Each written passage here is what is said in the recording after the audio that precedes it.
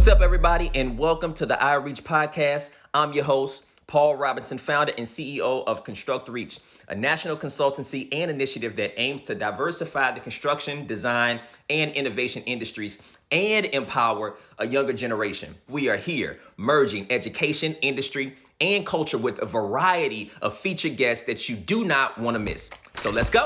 iReach. She is the recipient of Ebony Magazine's Black-Owned Business Award.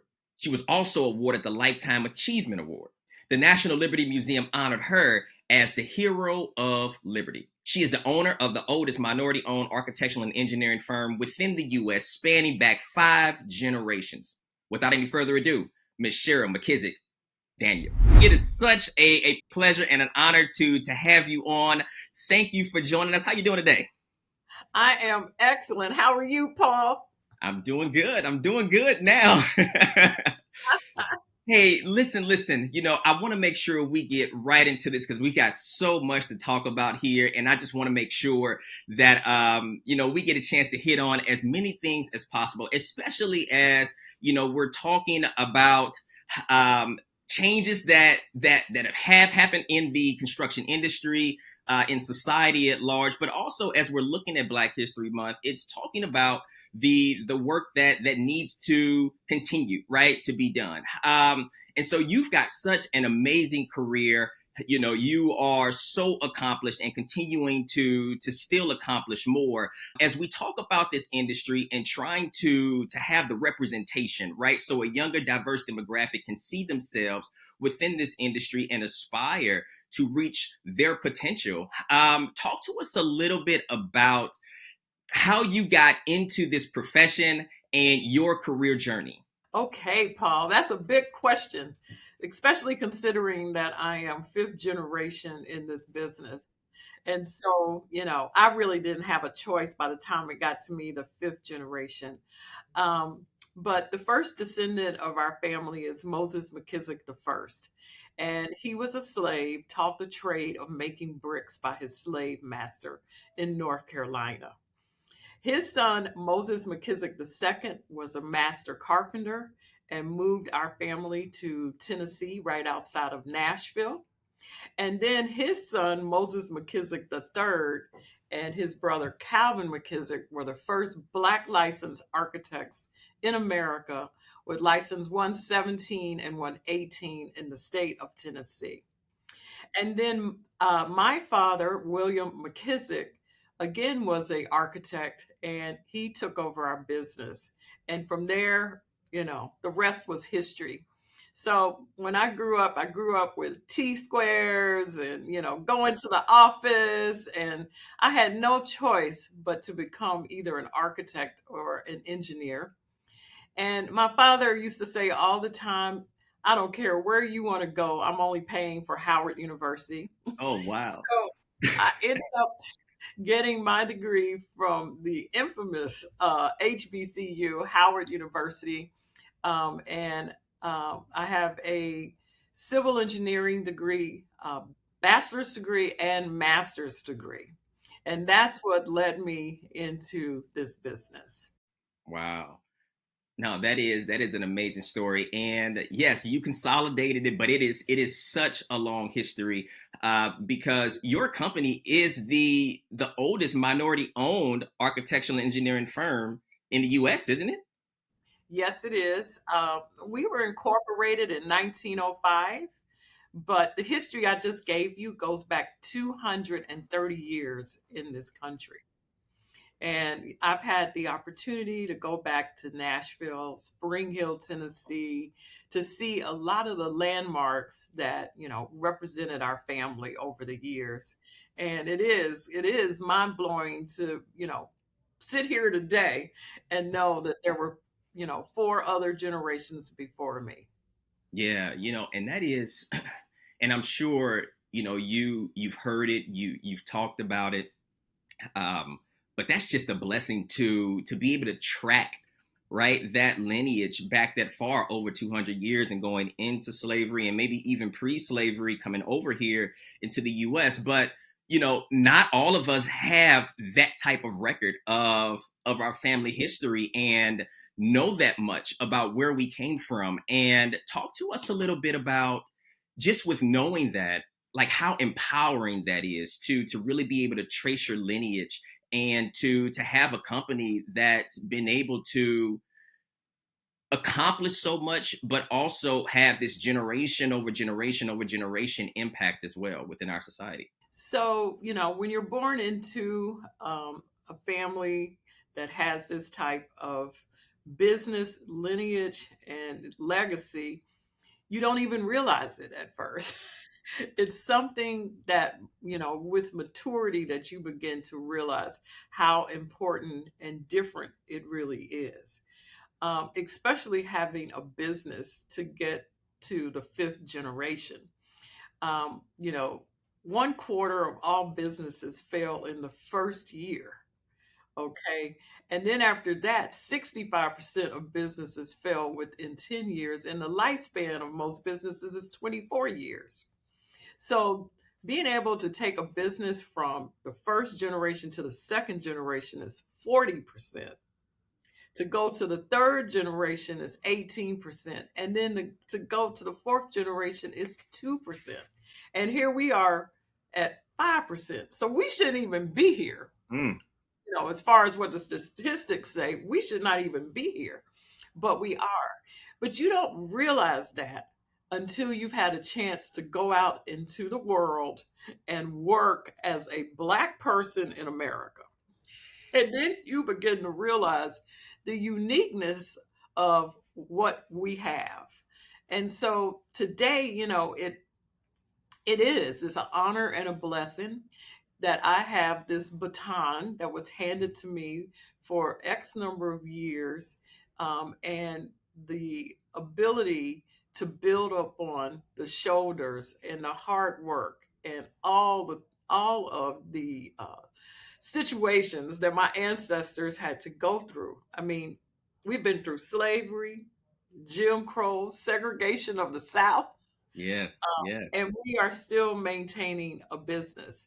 And so when you think about that, it gives you the energy to keep going, to keep fighting, because we're still in a fight, as I'm Mm. sure you know, Paul. Yes, We are I still in do. a fight, and we have to make ourselves relevant. But what does that? How do you make yourself relevant? You have to know you're relevant, okay? And so coming to that point, that realization, knowing that I can reach my maximum potential in my own business, is what gives me the strength every day to get up and fight for others. Also, having the ability to, you know, mentor and impress other women that look like me, brown and Black women, and tell them that they can build wealth in the construction industry and to go into STEM and to think about all of these, different avenues that you can take when you get in our business. And so it motivates you after a while. No, that is good. I'm glad that you got a chance to shed some light on, and allude to the mentoring component of it as well, because I think that's very important.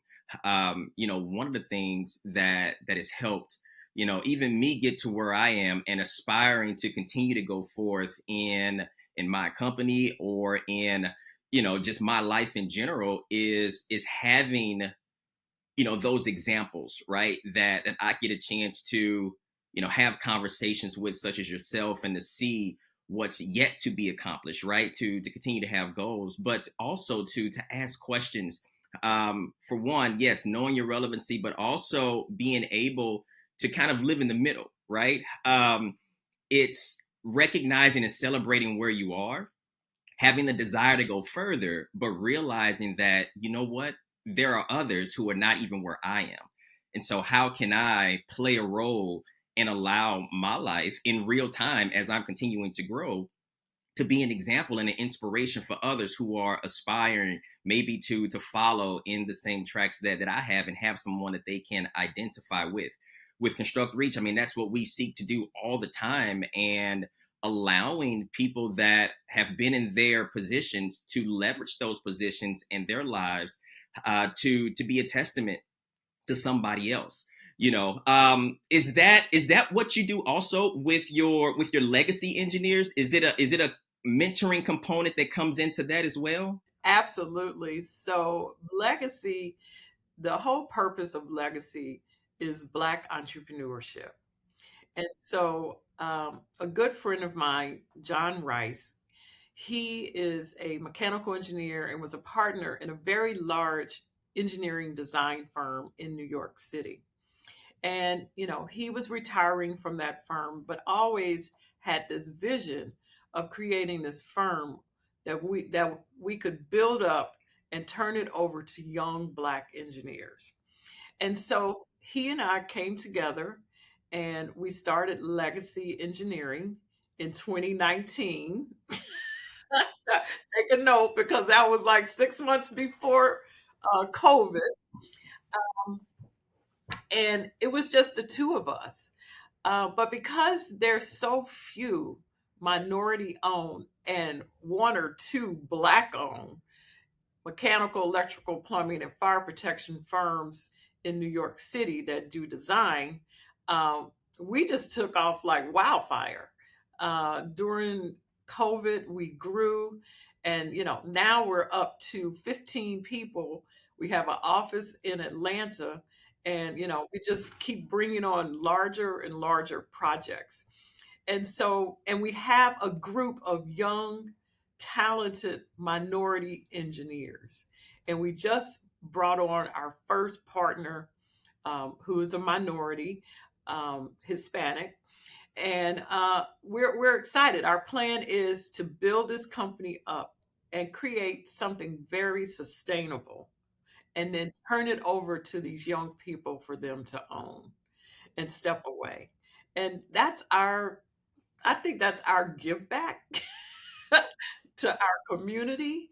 And that community is large. That community is the Black and brown community, but it's also the engineering, architecture, construction, and design community because we are showing what Black excellence looks like. We are showing that, we can do this on our own without a handout. We can build something for our next generation like white America has been doing for years. Oh my gosh, that is good. That is good. So let me ask you this question, right? Because you've been leading for a long time. You've witnessed great leadership. In your view, what are some key markers of a great leader? That's the first part of the question. But then also the second piece is, how do you approach leadership? Okay.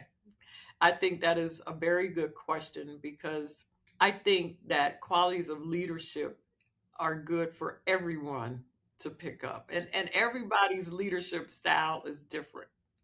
But what I like to see is someone who's passionate, who has a passion for what they're doing. They're just driven to do what they need to do.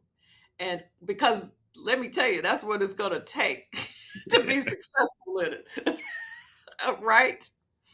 And, also a lifetime of learning, a constant engagement with intellectual learning.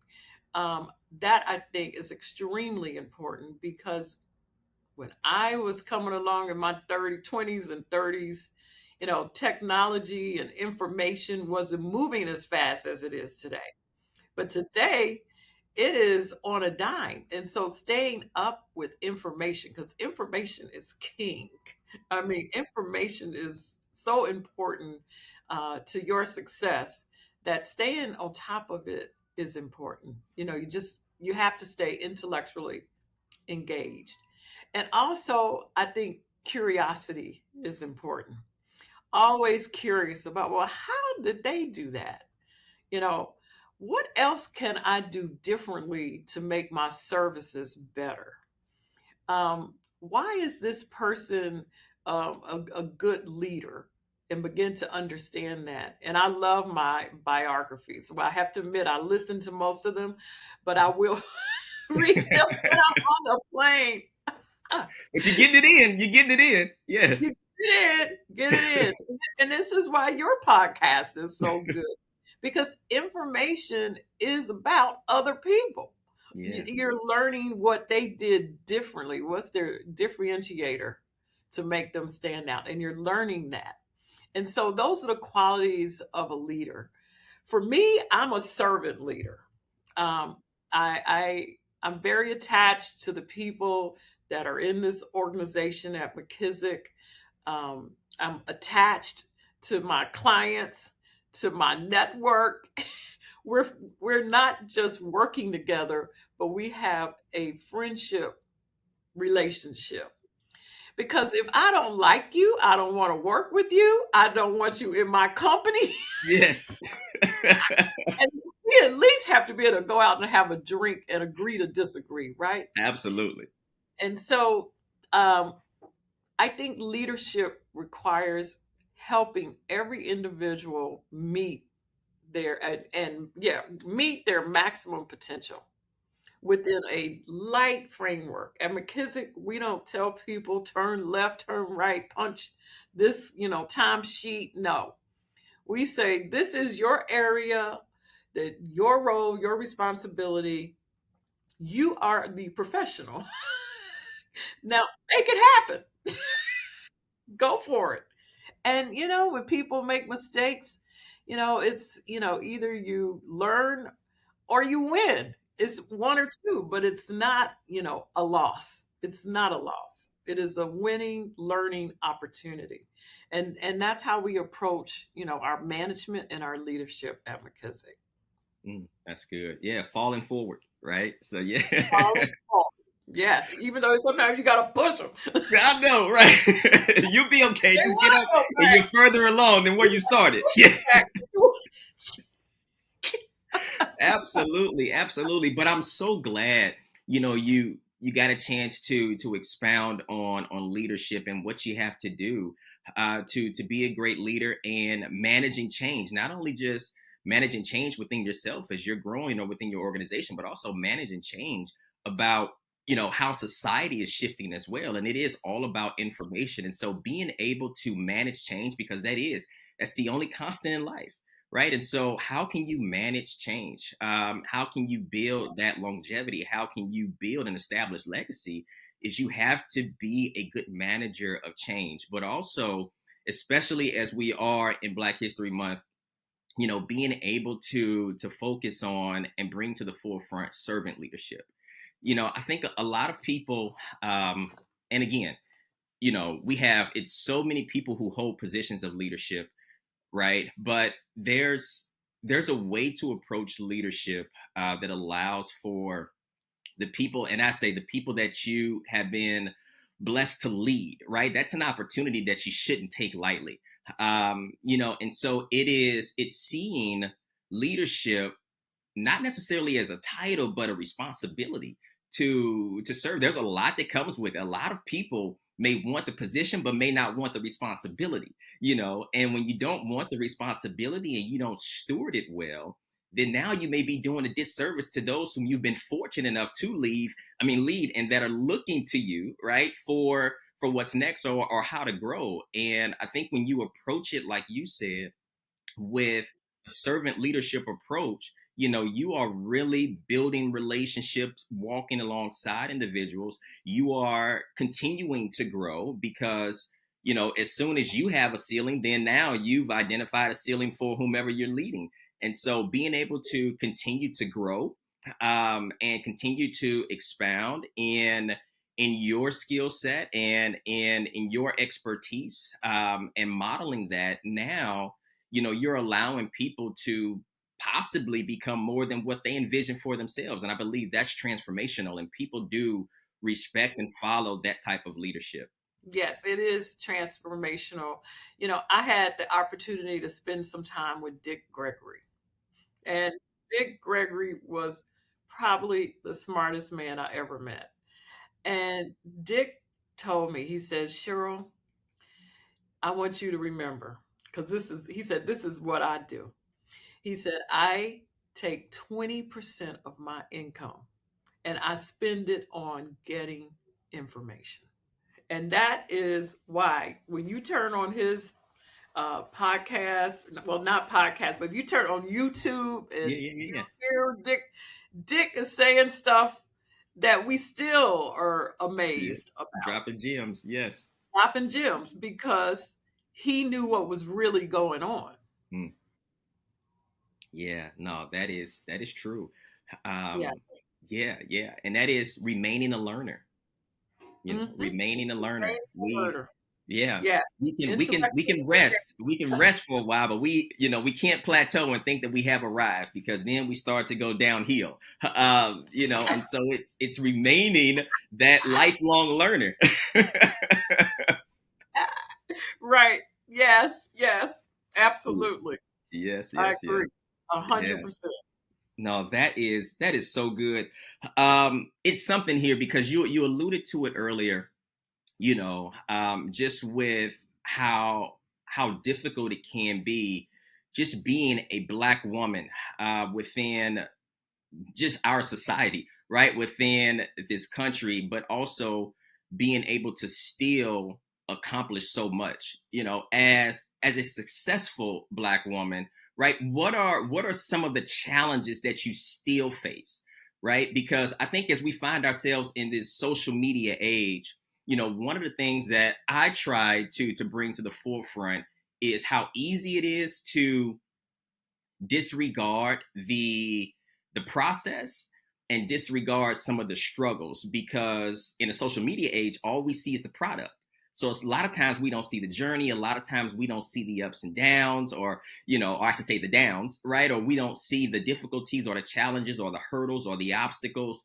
And so as a black woman that has accomplished so much, but living within the context of a society that still needs to go so much further, right? What are some of the things that you're still facing? The best way to answer that question is to say, I can put it under one capsule and say human nature. Mm, yeah, Greed, yeah, jealousy, mm, I mean, selfishness. yeah, I, those are the things you still see. Um, you know, there's a part of society that doesn't want to see people like us a part of it. yeah, And, they want to feel better than. They want to be at the top, and they want to be so far at the top yeah, that we haven't even been in those rooms. yeah, Okay. And, that still continues today. Just thank God the pie is getting bigger. yeah, mm, And when the pie gets bigger, that means we all can participate. But it also means they're just moving up higher and higher. mhm, And so there's still this sense of, you know, well, McKissack, you have enough. mm, McKissack, you don't belong at this level. This is reserved for us. yeah, This isn't yeah, reserved for a black woman. wow, You don't belong here. And so punching through those barriers is a day-to-day thing for me. But let me tell you what, yeah, I have decided that I am going to turn my company over to some young minority professionals that can kick ass. And mhm, I'm going to spend the rest of my years punching through those barriers. yeah, yeah, yeah, While my company's running and making money, I'm going to yeah, spend my time punching through those barriers, mm, because we do belong. yeah, Everything that has been built in this country has been off the black backs of black people. yes, And when you look at the venture capital money that was raised in 2022, two 215 $16 billion in venture capitalists was invested, and less than 1% went to black firms, mm, and less than 2% went to white firms. And most of the money came from pension funds. wow, And those the pension funds are from the states. And so 30 states in America have pension fund programs that run the people's money. wow, Woo. So where is our cut? Oh my Right? gosh. So if Mm, you ever thought voting wasn't important, it yeah. is very important. The Speaker of the House of most states run those pension funds. Mm, And, you know, we need to get as many people of color in those positions so that the pension funds are being invested with Black investment bankers so that that then can get invested in Black businesses. That's wow. the only way. Mm, We can do it in my lifetime, and I'm 62. yeah. We can Yes. do it, but we have to be focused on it, and we have to be intentional about it, and we cannot play. And it takes a concerted effort on our part, as well to recognize that we can be a part of that change that we want to see. And I think that's at least what I try to tell, some of the younger demographic, right, that's coming up. And it's like, hey, you've got to maximize these moments. You've got to leverage, the opportunities that you have in front of you, but you also have to educate yourself and understand like how things operate, right? And the distribution of, like, you've got to learn, you've got to become smart and wise so that you can make informed decisions, and being able to have a good surrounding, a good network, of individuals that, are thinking like you, but also are thinking in ways that you're not thinking so that you can grow wiser and be more well-rounded and understand certain things. And so, yeah, I mean, that's And be definitely, so that is yours. That yes, pension fund money is yours. That gives you yes. another perspective. That the network for phones is the people's, Mm. and AT&T and Verizon will lease it. Okay, just think about that. So Wow. then, when you walk in there for a job, you can say, "Well, I own all this shit. I own all this. I'm qualified." And you can't tell me I'm not. Right. Yes. Just think about our government, all the taxes we pay. Yes. Okay, are Black people getting their fair share? No, no, no. We're not. You know, Affirmation Tower. There are 300 plus skyscrapers in New York City, not one built by Black people. And we put that on the table for the state of New York, and they took it off. Okay. And now we have it back on. But these are things that we need to know. When we walk through the door, we need to know we add value. We own it and have been owning it. Wall Street was built on the backs of slaves. We need to know that. And that gives us a level of confidence when we walk in the room. Oh man, that is good. That's good. So, as you think about the next generation, and as you begin to kind of transition to continue to knock those barriers down and empowering a younger generation to begin to kind of step into their potential of being great leaders as well. What would you share, even a younger generation that is still early in their understanding about different careers and this industry of construction and design that they may not know enough about? Like, what would you say to any other young Black boys and girls that are either aspiring to enter into this industry or listening that may not know what this industry has to offer? Paul, I think that's a good question. And I have to start with the internet is a lie. Mm, mm. The internet is Woo! clips. The internet is clips of the best parts of people's lives.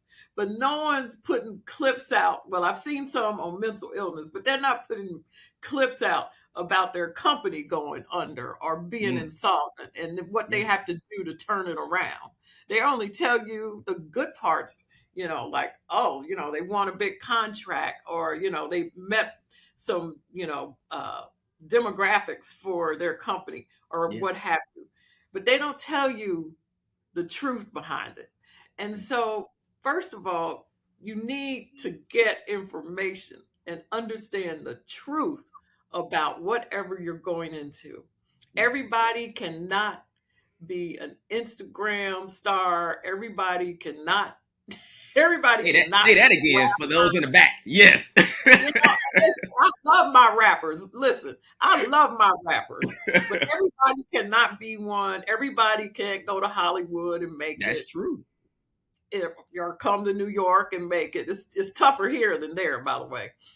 Um, they can't do it. And so what we offer in other businesses is the ability to make wealth uh, without dealing with trends. Okay, it's not a trend.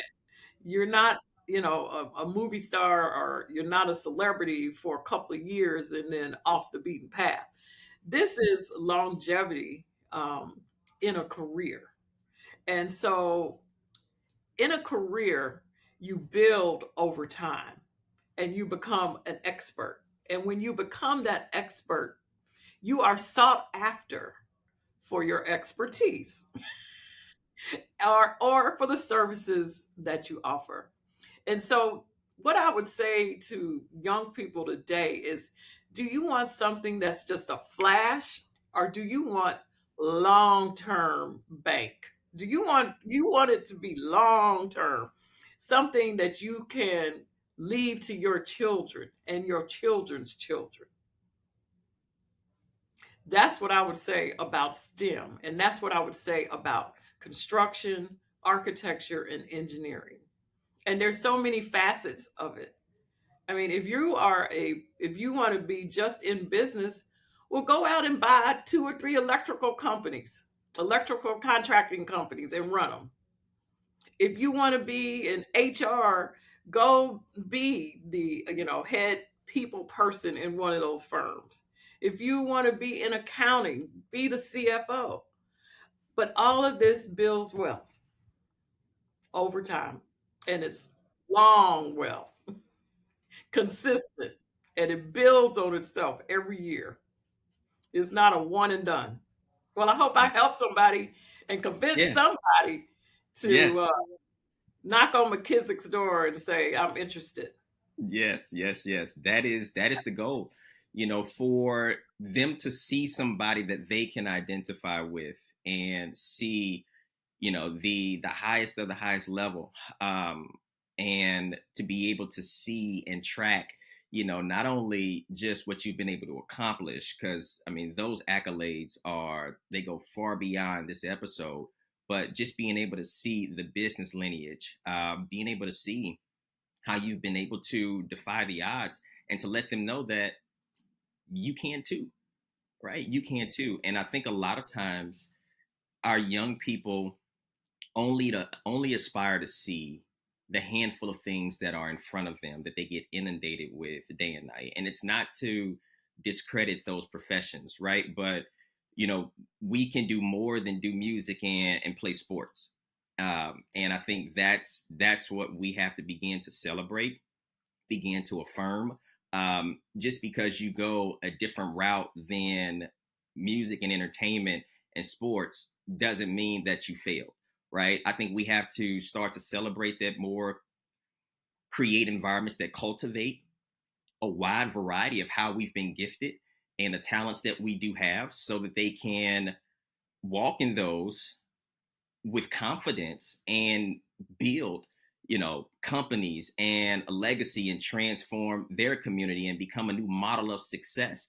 And that's how we do it, right? And so we put in front of them, that's what we do, that's what we aspire to do with this podcast, is to put others in front of them that come from their community that they can identify with, to say, you know what, I had not considered it, but if they can do it, maybe I can do it, because I can see myself in that person, right? And so, yes, Miss Cheryl, it has been a pleasure having you on.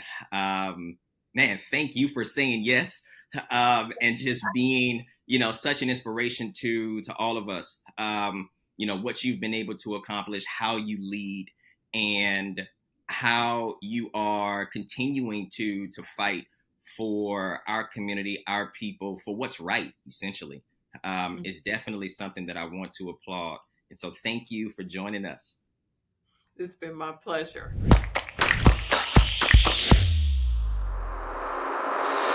Thanks again, everybody, for tuning into our show. Remember, like, share, subscribe to the podcast, and join the movement as we reach to build a better future that we can all be proud of.